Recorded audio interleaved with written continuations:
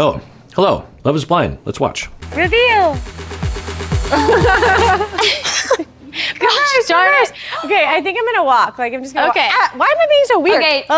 No. Are you nervous? Like, really? Yeah. I'm gonna give a big hug. And then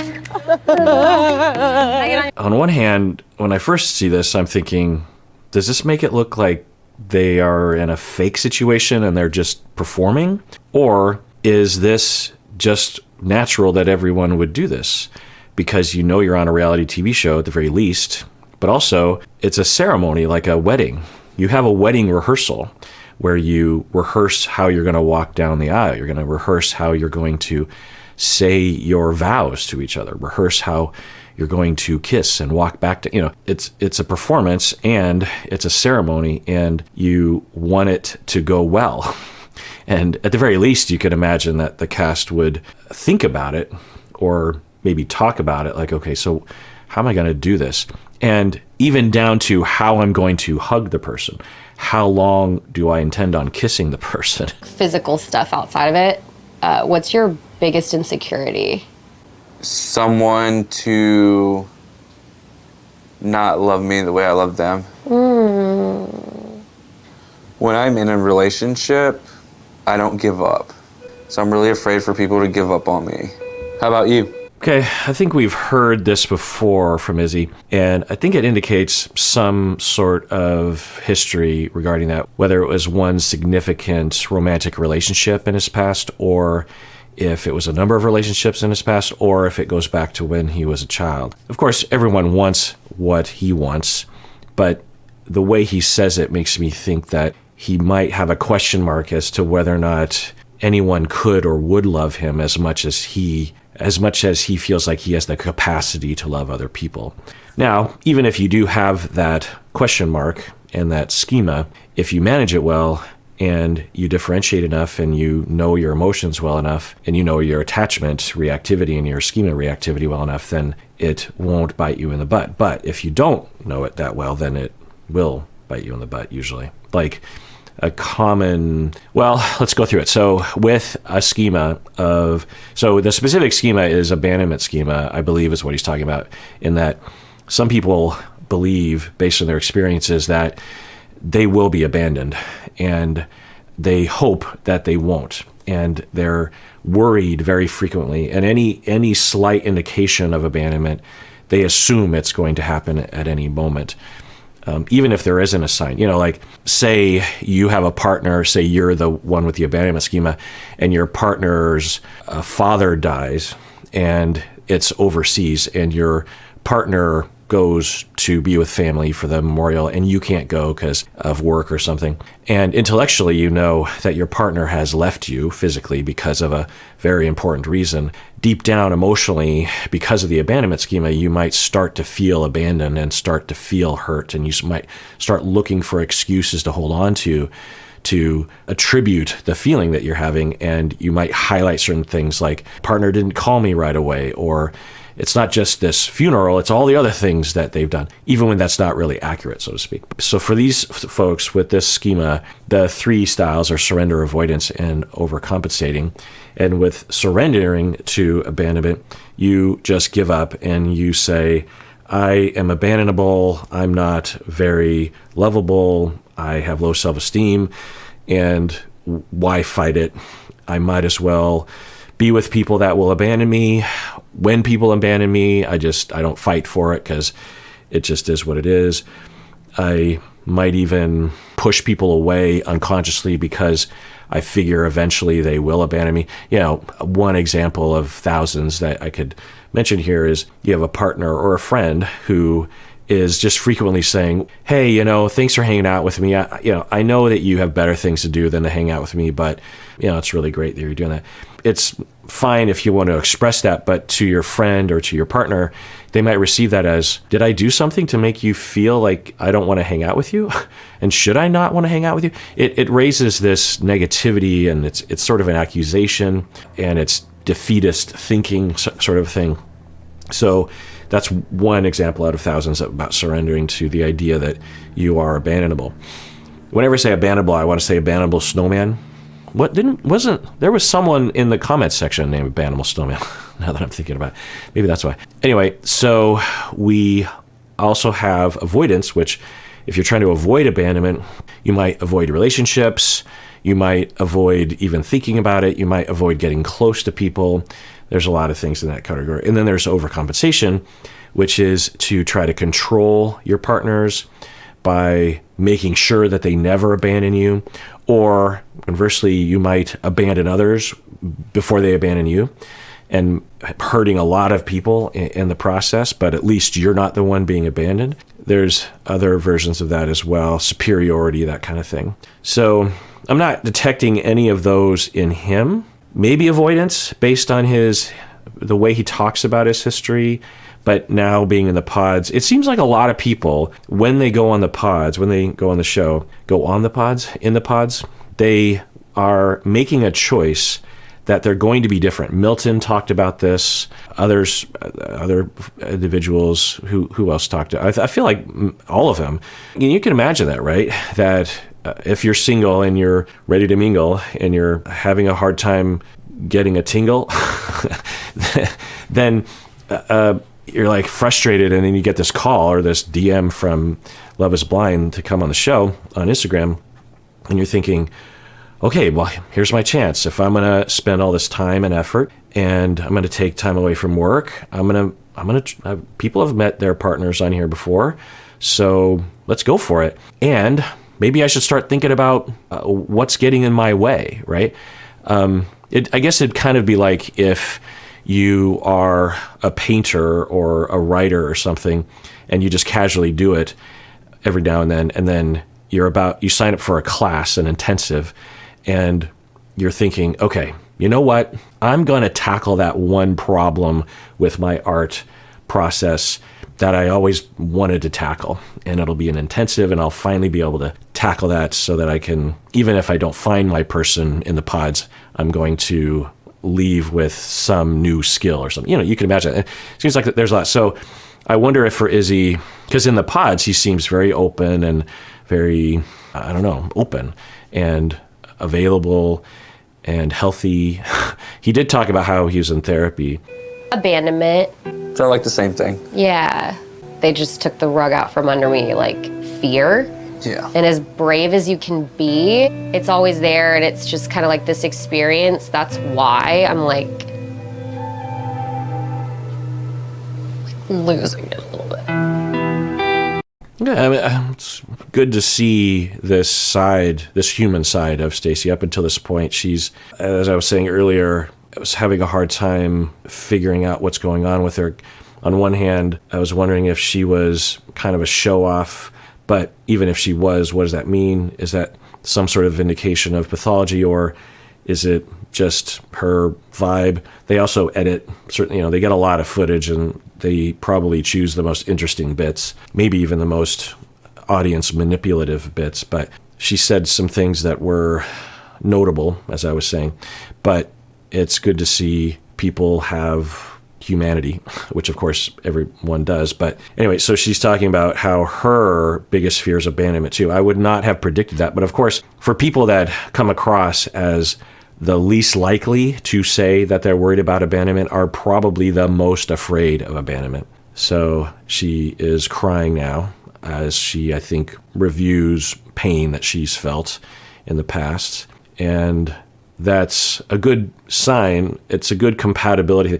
Like me and my wife are both, according to us anyway, who knows what others would say, but we would both, or I would both, I don't know if she would characterize us this way, but I, being the only professional evaluator of personalities in this marriage, I get to say whatever I want. Just joking. At least I get to say whatever I want in this video. Although she could snip this whole section out later, who knows. I would say that we're both generally, as a spectrum, we're above average people pleasers. We're not super people pleasers, but we tend to, in close relationships, be pretty thoughtful / worried, I guess, about how other people are doing. And when both people are like that, then it works out, I think, depending, right? But if one person doesn't have that, then for Stacy and I, and maybe past relationships, we might be the one that's more considerate or worried, and the other person isn't so much concerned about that, and then that leads to hurt feelings or invasion on the other person's part or something. And then, or criticism, like, hey, you need to be more considerate. And it's like, but I'm just a different sort of personality. Whereas if both people are considerate at the same time, then you get what you're giving, and you're giving what you're getting, and you're giving what you're hoping to get, and then you get it. And it's a compatibility thing.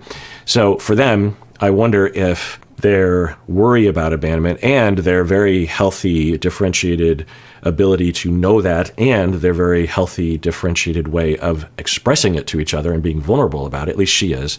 I mean, I sense the vulnerability to him, but he hasn't really exhibited it. I wonder about his emotional life. He's kind of a mystery to me as well. Anyway, they all are mysteries to me. Is anyone not a mystery to me? I feel like Lydia is starting to be less of a mystery. The fog is starting to clear. I feel like with Taylor and JP, there's probably not so much of a mystery with those two, but I don't know. So with the two of them, though, being able to express their vulnerability and their abandonment and their focus on that of both, like, I don't want to be abandoned, and I'm going to signal to my partner about that, and especially if they can do it in this explicit way. And the other person goes, I know exactly. Another thing, a parallel with me and my wife, is we both are prone to anxiety and like phobias, that kind of thing. Like one of the, should I talk about? She has a higher degree of some of these phobias than I do, and I have more of some of these phobias, like claustrophobia and all the different ways that can manifest. Also, the phobia of holes, which I won't go into detail because I could trigger even myself, but particularly Stacy. Those kinds of phobias we both have, and we're both prone to anxiety. We're not pathological, at least currently. I was diagnosable when I was younger, and I effectively treated myself, essentially, because that's one of the ways you can treat anxiety is through a lot of knowledge and emotional regulation and learning about how the brain works and that kind of thing. But anyway, it was actually kind of magical. I had panic disorder, and it was really awful, and it affected me in a lot of ways. I started to become a style of agoraphobic.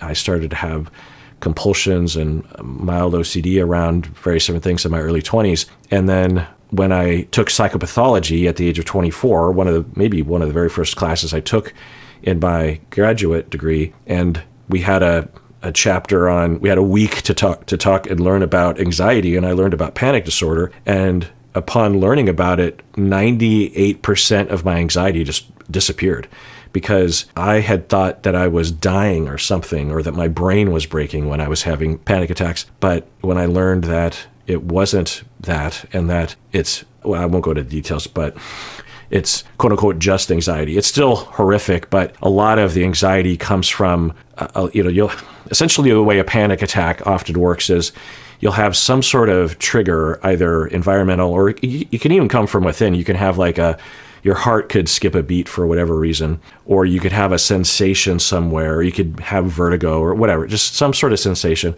There's also other kinds of biological triggers, like you could have an uptick in the amount of carbon dioxide in the room that you're in, and that can trigger things for people.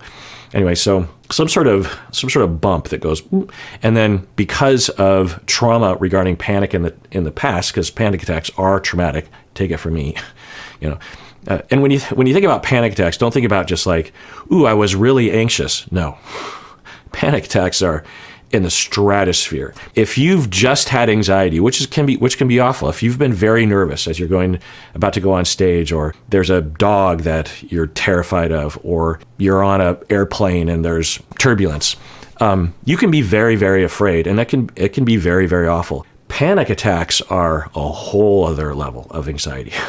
It is all-consuming. It is almost dissociative. It's like you're leaving the realm of reality. It's not psychosis, but just take it from me. And it lasts for a long time. I've had panic attacks that lasted for days. It's really particular. So But the way panic works is one model and one way of thinking about the flow chart. There'll be a little bump. And because I have literal PTSD from past panic attacks, this triggers me because I'm like, oh crap, is that a panic attack? Left to my own devices, if I didn't have that PTSD, I wouldn't have necessarily been triggered. I would have been like, my heart skipped. Another part of anxiety that they found is that people prone to anxiety and hypochondria, meaning medical anxiety, health anxiety, like, ooh, is that cancer? Ooh, my appendix is bursting, when it's just indigestion or something. For these individuals, we have found that they pay attention to their bodies a lot more. And for a lot of other people, they just aren't really connected to their bodies, or they're not preoccupied with their bodies, or they just don't pay attention to those kinds of things, or they've cut themselves off. So they might have a little sensation in their body, but they don't even notice it. But for folks that are prone to anxiety, they were either born paying attention to their bodies, or they were socialized, or they were affected in such a way that they started paying attention to their bodies. I don't know. But anyway, so there'll be a little bump, and then because of the past trauma, it's like, oh, in the same way that if you get in a car accident, you have PTSD, and the next time you get in a car and you are driving fast and you're not the one driving, you might get triggered. You might have a PTSD reaction. It's the same trigger. Ugh. And then because of the panic system in your brain, it just is a cascade of anxiety, and it's just an all-encompassing anxiety experience, panic experience. You feel like a big, dark abyss is opening up in front of you, and the entire goodness of the universe is about to be swallowed up in it, and you need to do something to save yourself, but you don't know what to do. You feel like you have to run from the monster that is just about to kill you and rip you apart, but you don't know which way to run or if you should be running. It's that constant feeling. So anyway, so I had that, and then I learned about panic disorder, and like I said, 90% of my panic disappeared. And from that point forward, I was able, when I would have an uptick, I was able to relax. I've had mild panic attacks every once in a while since then, but I know what to do in the moment. And I've had a lot of time and experience to have panic where I have not re-traumatized myself. I've even managed to have things go well for me in those moments, which encodes a new neuronal set of pathways in my brain, such that when I do have a trigger, it doesn't cause the cascade of biological systems to freak out the way that it did earlier. Anyway, so me and my wife both are prone to anxiety. And so when she has an experience with anxiety, like claustrophobia or something, even though I don't share that, and even though it might even interfere with my life, like she will have a moment and she's asking me to do something that if I didn't know about her anxiety, I would think would be unreasonable. I'd be like, why do we have to do that? But because I understand anxiety personally and as a clinician, I immediately do my best anyway to spring into action to help her and her for me. So for them, maybe their worry of abandonment might actually enhance each other because they understand each other. They don't have to explain it. They don't have to justify it to each other because they get it. And they have a language that they can talk about it, hopefully, so that when they feel abandoned, when there's that trigger, they can very quickly communicate in a way that, and the ability to communicate in a way that you trust that the other person kind of gets it. You might even say, like if you're Stacy, you might say, Stacy and Izzy, you might say something like, I know you know what it's like to worry about abandonment, and it's happening for me right now. That kind of touchstone that you can share together. Now, I want to asterisk this by saying that some of you might be in relationships where you have an issue that your partner doesn't share. It'd be really weird that you would have identical issues. So that doesn't mean that it's impossible to understand each other. It just means that it might take a little bit more work and more empathy from your partner. They would have to extend themselves into your shoes without really knowing what it's like for themselves to feel that way. So there has to be more trust and more understanding, more talk, more vulnerability. So for instance, if Stacy were to express this to a different partner and they didn't share this and they had enough openness and empathy and care, they could eventually kind of get it enough such that it could work out where the partner could be able to take care of her and understand. and she could have trust for that. I completely understand. I know, it's just like the willingness to go through it. You feel kind of crazy. Like the willingness to be like, yeah, that's... And I just want to tell a little bit more briefly about treatment for anxiety and specifically panic disorder. I didn't really describe it very well. I might have given the impression that somehow just taking a class will make it go away. No, it's complicated. There's a lot of things one can do to treat both panic disorder and PTSD. There are specialists in these areas. I specialize in this because, I've been through it and treated myself. I know it very well. I know the steps, and it can be relatively short-term therapy, actually. There are specialists with cognitive therapy, behavioral therapy, emotional regulation. Trauma therapy can also be effective for this. So if you find someone that specializes in it, then they walk you through the cognitions so you can rework that, have different ways of thinking and interpreting what's happening. Like, for instance, when I talked about when I would have a bump and I'd be like, oh my God, I'm going to have a panic attack and I'm going to go crazy and my brain is going to break and oh my God. But then when I learned that those catastrophes weren't going to happen, then I was able to drill that into my head sufficiently that when I did have a bump, I had an automatic thought of, oh my God, I'm going to go crazy, I'm going to die. But then I very quickly had a very robust prefrontal cortex superego that came down on it and said, no, I'm not going to die. I'm not going to have a heart attack. I'm not going crazy. We all understand that. It feels that way. It's not going to happen. It didn't take away the panic, but at least it wasn't able to spin out of control on its own, right? So that's cognitive. That's one area of cognitive therapy that can be applied. Behavioral therapy regarding exposure and techniques to calm the body down, breathing, this kind of thing. For example, in the beginning of my panic recovery, whenever it would overcome me, I would make sure I was sitting down and I would close my eyes and I would just deep breathe and I would relax my shoulders, and that helped tremendously, in addition to all the other things. And then there's trauma recovery of having that whole thing, just exposure. It can take a long time, but the point is that it's complicated, but if you find a specialist, it is one of those areas in our field that has a pretty high likelihood of being effective and having a positive outcome. The other thing is that there are, anecdotally in my experience, a lot of clinicians out there will claim that they specialize in anxiety when they shouldn't be advertising them as such. So because it depends on what they mean by anxiety. So you would do well by interviewing the clinician before going to see them, or getting a referral from someone that says, oh no, that person definitely knows panic up, forwards and backwards, knows all the techniques and is aware of all the research. This is rough. I wish that the landscape was better. I wish that therapists knew how to advertise themselves effectively and honestly. And these therapists, they're not being shady. They literally just don't know what they don't know because they didn't have a good enough supervisor or professor to guide them. So it's not necessarily their fault, but it's a fault of our culture in this industry. Because when you have like I recently had to have a tooth extracted, and I was referred to a surgeon, an oral surgeon, and I just figured that person must know what they're doing. I mean, they even use anesthesia on me. I was knocked out. They pumped me all full of drugs.